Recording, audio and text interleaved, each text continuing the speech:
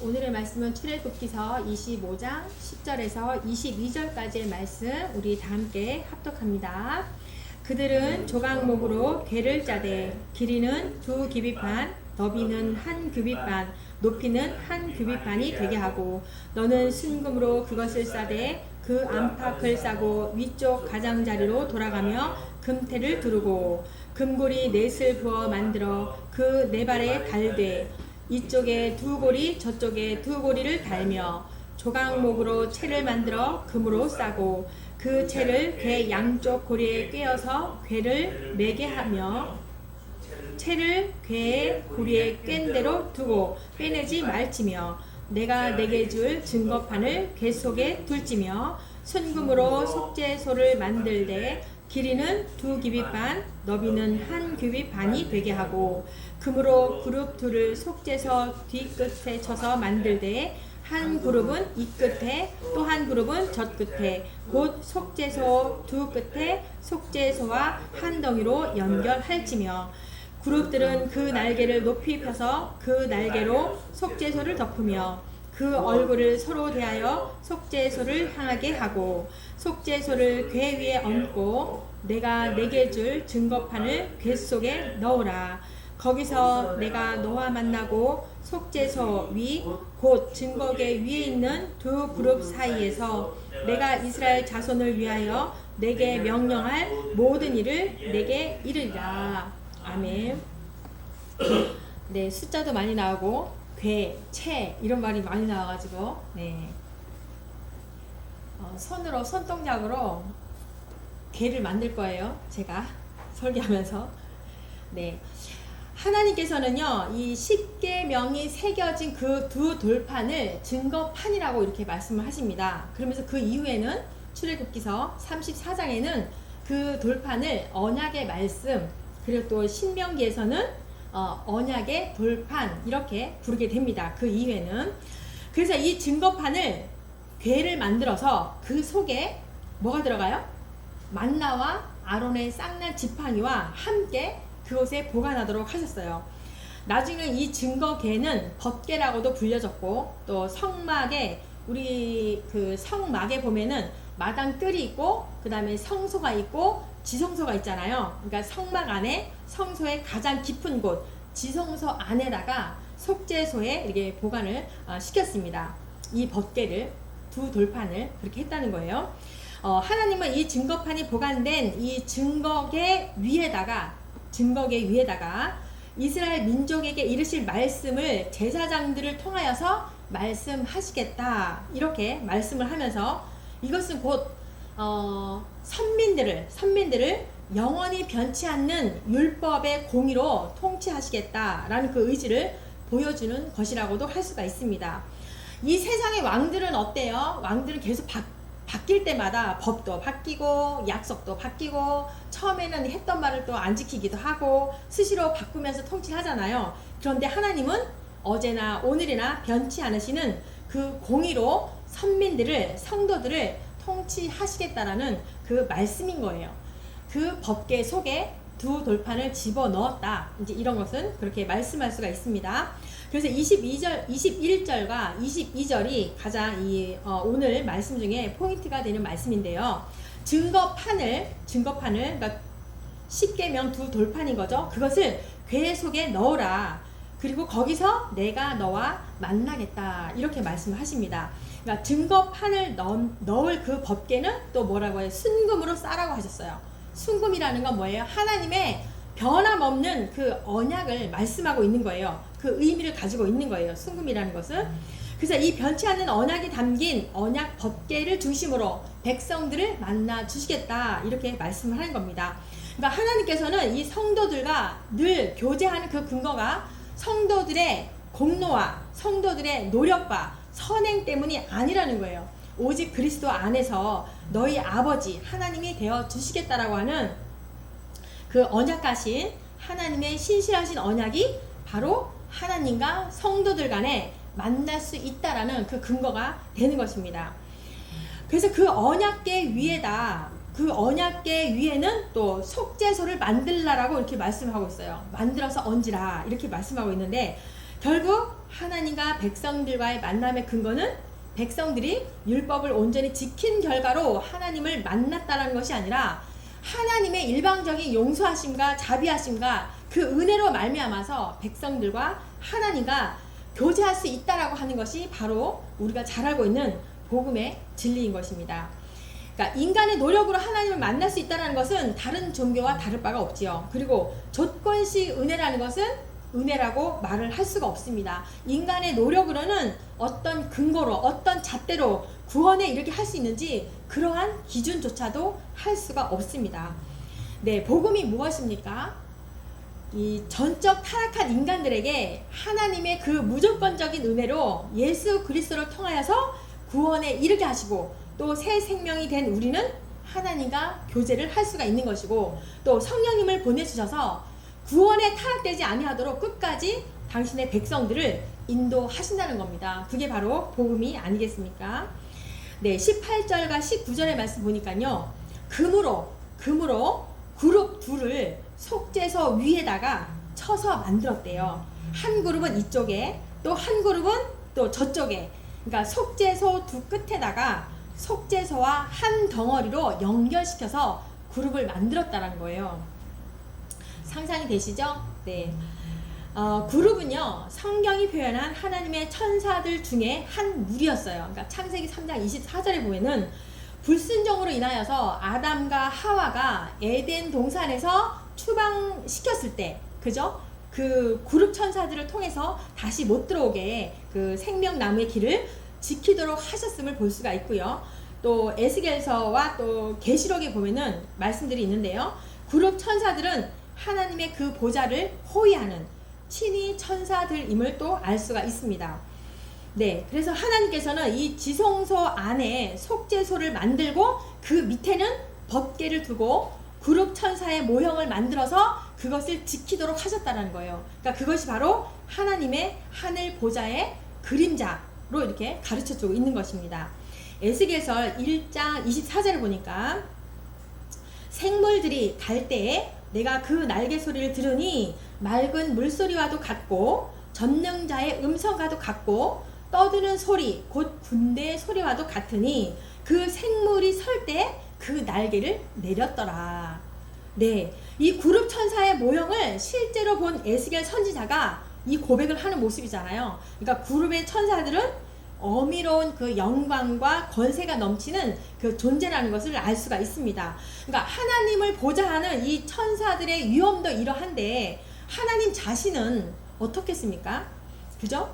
그렇기 때문에 항상 우리는 하나님을 대할 때 겸허한 그 경외심을 가지고 우리가 하나님을 만나야 된다라는 것을 이 그룹의 천사의 모형을 보면서 우리가 알 수가 있습니다. 예, 20절 보니까요. 그룹들은 그 날개를 높이 펴서 그 날개로 속죄소를 덮으며 두 그룹 천사의 모형은 그 날개로 하나님의 보좌의 모형인 그 속죄소를 덮도록 이렇게 만들도록 명령을 하신 거예요. 이사야 6장 2절에 보니까 스랍들이 모시고 섰는데 각기 6날개가 있어 그 둘로는 자기 얼굴을 가리고 그 둘로는 자기 발을 가리고 그 둘로는 날았대요. 그러니까 이사야의 그 환상 중에도 천사들의 날개로 여호와 하나님을 가리우고 모시는 그 장면이 나오는데 하나님은 이렇게 존엄하신 분을 이 우리의 죄인된 육안으로 지혜로는 볼 수가 없는 분이다 라는 것을 말해주고 있는 거예요. 이 말씀을 통해서. 그래서 하나님의 권능과 영광과 지혜가 인간과는 비교할 수 없는 그 그룹 천사들의 이 보위하심을 보면서 알 수가 있다는 거예요. 그래서 오직 그리스도의 그 십자가 복음 진리에 순종하는 사람만이 바로 하나님의 은혜로운 얼굴을 볼 수 있는 영적인 그런 특권을 얻을 수가 있다라는 말씀입니다. 그러니까 하나님의 부르심을 받은 자들에게는 그리스도는 하나님의 능력이고 지혜이다. 그리고 어두운 데서 빛을 비치라 말씀하셨던 그 하나님께서 예수 그리스도의 얼굴에 있는 하나님의 영광을 아는 빛을 우리 마음에 비추셨다. 이렇게 말씀하셨어요. 그러니까 복음의 진리를 깨닫는 자들만이 그들이 광채가 나듯이 하나님의 영광을 본다는 것입니다. 네, 20절 말씀 보니까요. 그 얼굴을 서로 대하여 속죄소를 향하게 하고, 그 그룹의 천사들이 양쪽에 있잖아요. 근데 그 얼굴들을 서로 마주보고 속죄소를 향하게 했다는 거예요. 그러니까 하나님의 보좌를 늘 지키는 모양으로, 늘 경배하고 앙망하는 모양으로 세우라라는 그런 말씀인 거예요. 그러니까 우리 성도들도 마찬가지로 하늘의 천사들보다도 더 큰 은혜를 입은 우리는 하나님께 그런 은혜를 입은 존재들이잖아요. 그러한 우리들도 마찬가지로 천사들보다 더 하나님을 앙망하는 생활을 하는 것이 당연하고 마땅하다는 것입니다. 네, 17절 말씀. 순금으로 속죄소를 만들되. 네, 하나님은 그 성소의 가장 깊은 곳, 지성소 안에다가 순금으로 속죄소를 만들라고 하신 거예요. 그것이 바로 아까도 말했지만 하나님의 그 하늘 보좌의 모형이라고 했잖아요. 그럼 우리가 어원적으로 의미를 살펴보면은 속죄소라는 것은 히브리어로 카포레트예요. 카포레트. 그러니까 원래 카포라는 것은 덮는다라는 동사에서 유래된 그런 명칭인데요. 영어로는 보니까 mercy seat라고 이렇게 말을 하거든요. 그러니까 시은 좌라고 이렇게 부릅니다. 그러니까 하나님의 천국 보좌 모형인 이 속죄소를 왜 시은 자라고 불렀을까요? 바로 이제 우리의 인간의 죄로 인해서 죄로 인해서는 뭐예요? 사망이잖아요. 이 사망은 오직 창조주이시고 구속주이신 하나님의 그 보좌로부터 나온다는 기독교 진리를 교훈하고 있는 것인데, 절대자이신 하나님과 유한하고 불의한 인간의 만남은 그 절대 거룩하신 하나님께서 이 죄를 덮어주시는 은총 없이는 불가능하다라는 것을 말씀해주고 있는 겁니다. 네, 속죄소는 그래서 이제 대제사장만이 그 희생의 피를 가지고 들어갈 수가 있었잖아요. 제사장들도 아니죠. 대제사장만이 희생의 피를 가지고 들어갈 수가 있었는데, 바로 그 백성들의 불의함을 사죄를 받고 하나님과의 교제를 회복시키기 위해서 그렇게 했다는 거예요. 네, 하나님께서는 그 속죄소를 만들 때 그 속죄소를 율법의 돌판이 들어있는 언약궤 위에다가 얹어서 고정시키라, 이렇게 말씀을 한 거예요. 그러니까 속죄소는 궁극적으로 하나님의 하늘 보좌의 모형이라고 이렇게 말을 했어요. 하나님의 보좌 아래층에는 율법을 넣은 언약궤, 그리고 위에 상층에는 속죄소를 얹은 모양을 만들라고 이렇게 말을 한 거잖아요. 밑에는 증거판이 들어있고 그 법궤가 있고 그 위에 속죄소가 있다라는 거예요. 예. 그러면 구약의 성도들은 이 하나님의 보좌는 공의가 그 기초라고 믿었는데, 하나님의 통치의 기초는 율법을 통한 어미러운 공의의 통치만이 아니라는 것을 언약궤 위에 속죄소라는 형태가 보여주고 있는 거예요. 그러니까 언약궤 위에 속죄소라는 것은 바로 하나님의 율법이 적힌 돌판을 덮고 있다는 거잖아요. 덮고 있는 것. 그것이 바로 하나님께서 자기 백성들의 죄와 허물을 가려주고 덮으신다라는 그 의미를 가지고 있는 거예요. 제가 이번에 이거를 보면서 그걸 또 깨달았네요. 네, 속죄소가 덮고 있잖아요. 우리의 죄를 하나님께서 가려주고 덮는다는 의미를 가지고 있다라는 것입니다. 그러니까 법궤 속에 뭐가 들어있어요? 세 가지가 들어있잖아요. 세 가지. 만나, 법궤, 언약판, 그죠? 그리고 아론의 쌍난 지팡이, 그 세 가지가 있잖아요. 그 세 가지가 상징하고 있는 것이 무엇이에요? 광야 생활에서의 이 백성들의 불순종과 거역함을 상징하고 있어요. 그 세 가지는. 그런데 그것을 속죄소로 덮는다라는 것은 하나님의 은혜로 자비하심으로 가려주셨다, 이거를 말씀해주고 있는 겁니다. 그러니까 더 나아가서 하나님의 자비로우신 그 성품을 나타내고 있는 것입니다. 네, 그래서 이제 그 속죄소는 또 뭐예요? 위대하신 속죄 제물이신 그리스도를 상징하고 있습니다. 그러니까 그리스도의 대속 사역으로 인하여서 율법의 요구는 완성됐죠. 네, 충분히 충족을 시켰습니다. 그리스도는 마땅히 받아야 할 인류의 이 죄값을 대신 치러주셨고, 의를 위해서 피의 대속 제물이 되셨고, 율법의 완성자가 되셨습니다. 네, 그러면서 이제 22절에 그렇게 말씀하죠. 거기서 내가 너와 만나고 두 그룹 사이에서 우리를 위해서 명령할 모든 일들을 너희에게 보이리라. 이렇게 말씀하십니다. 그러니까 성소를 세우게 하신 그 목적을 말씀하고 있는 거예요. 하나는 뭐예요? 속죄소의 영적 의미를 가지고 있는 것처럼 우리 죄를, 속죄의 은혜를 베풀기 위함이었고, 또 하나는 당신의 백성들과 만나기를 위함이었다라고 이렇게 말씀을 하고 있습니다. 출애굽기서에는 딱 단추려서 세 가지 주제로 볼 수가 있어요. 애굽에서의 구원을 말씀하고 있는 거고, 또 시내산에서의 백성들과의 언약을 말씀하고 있는 것이고, 바로 또 오늘 말씀한 것처럼 이 성소에서 당신의 백성과 하나님이 만나기 위함이다라는 거예요. 우리 출애굽기서는 이렇게 세 가지로 압축해서 말씀을 할 수가 있는데요. 이처럼 구약의 이스라엘 백성들이 속죄소를 통해서만이 하나님을 만나고 구속의 은총을 받은 것처럼 신약의 성도들도 마찬가지로 영원한 속죄소이신 예수 그리스도를 통해서만이 구원의 은혜를 받을 수 있음을 말씀하고 있습니다. 네, 각 사람에게는요 지성소가 있습니다. 구약시대 때 광야 생활에서 나왔던 이 이스라엘 백성들에게 그 지성소가 우리 사람에게도 지성소가 있습니다. 물론 우리 예배 가운데 임재하시는 이곳이 지성소가 될 수가 있고요. 마찬가지로 이 강대상에서 하나님의 말씀과 그저 은혜가 떨어지는 시은자라고도 할 수가 있는데요. 공동체의 예배라는 형태로 만나는 지성도도 필요하지만 우리 한 사람 한 사람이 하나님과 은밀히 만날 수 있는 지성소도 필요한 것입니다. 우리의 지성소는 어디입니까? 우리의 마음입니다. 우리의 마음. 우리 마음의 지성소에서 우리는 예수 그리스도를 만날 수가 있습니다. 네, 우리의 지성소에서 하나님을 만날 때 우리 안에는 진정한 평안과 안식을 찾을 수가 있습니다.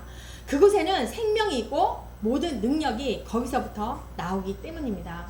우리 마음의 지성소 안에, 여러분들 마음의 지성소 안에 무엇이 있습니까? 네, 그 안에 빛이 있기를 바라시고 또 그 안에 생명이 있기를 바랍니다. 아멘. 이상입니다. 기도합니다. 하나님 아버지 감사합니다. 오늘도 증거계를 상세히 만들라고 하시면서 그 위에 속죄소와 그룹 사이에 하나님을 만날 수 있는 영광을 말씀하여 주셨습니다. 주님, 날마다 깨어 주의 말씀을 듣게 하시고 그 말씀대로 많은 백성들에게 전하는 삶이 되게 하여 주옵소서. 말씀 하나하나가 보배롭고 존귀하시고 하나님의 영광에 늘 반응하는 저희들이 되게 하여 주옵소서.